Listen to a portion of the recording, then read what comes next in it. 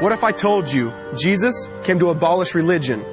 What if I told you voting Republican really wasn't his mission? What if I told you Republican doesn't automatically mean Christian, and just because you call some people blind doesn't automatically give you vision? I mean, if religion is so great, why has it started so many wars? Why does it build huge churches but fails to feed the poor? Tell single moms God doesn't love them if they've ever had a divorce, but in the Old Testament, God actually calls religious people whores. Religion might preach grace, but another thing they practice. Tend to ridicule God's people. They did it to John the Baptist. They can't fix their problems, and so they just mask it, not realizing religion's like spraying perfume on a casket. See, the problem with religion is it never gets to the core. It's just behavior modification, like a long list of chores.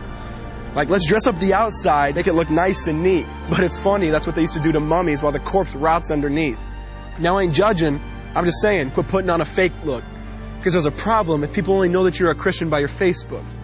I mean, in every other aspect of life, you know that logic's unworthy. It's like saying you play for the Lakers just because you bought a jersey. See, this was me too, but no one seemed to be on to me. Acting like a church kid while addicted to pornography. See, on Sunday I'd go to church, but Saturday getting faded, acting if I was simply created to just have sex and get wasted. See, I spent my whole life building this facade of neatness, but now that I know Jesus, I boast in my weakness. Because if grace is water, then the church should be an ocean. It's not a museum for good people, it's a hospital for the broken. Which means I don't have to hide my failure, I don't have to hide my sin.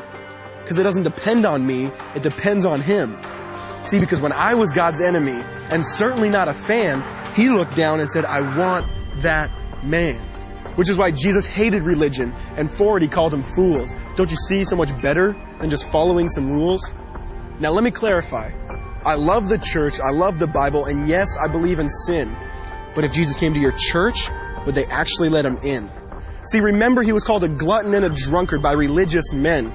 But the Son of God never supports self-righteousness, not now, not then. Now back to the point, one thing is vital to mention. How Jesus and religion are on opposite spectrums. See, one's the work of God, but one's a man-made invention. See, one is the cure, but the other's the infection. See, because religion says do. Jesus says done. Religion says slave. Jesus says son. Religion puts you in bondage, while Jesus sets you free. Religion makes you blind, but Jesus makes you see. And that's why religion and Jesus are two different clans. Religion is man searching for God. Christianity is God searching for man. Which is why salvation is freely mine, and forgiveness is my own. Not based on my merits, but Jesus' obedience alone. Because He took the crown of thorns and the blood dripped down His face. He took what we all deserved. I guess that's why you call it grace. And while being murdered, He yelled, Father, forgive them. They know not what they do. Because when He was dangling on that cross, He was thinking of you. And He absorbed all your sin, and He buried it in the tomb, which is why I'm kneeling at the cross saying, come on, there's room. So for religion, no, I hate it. In fact, I literally resent it. Because when Jesus said, it is finished, I believe He meant it.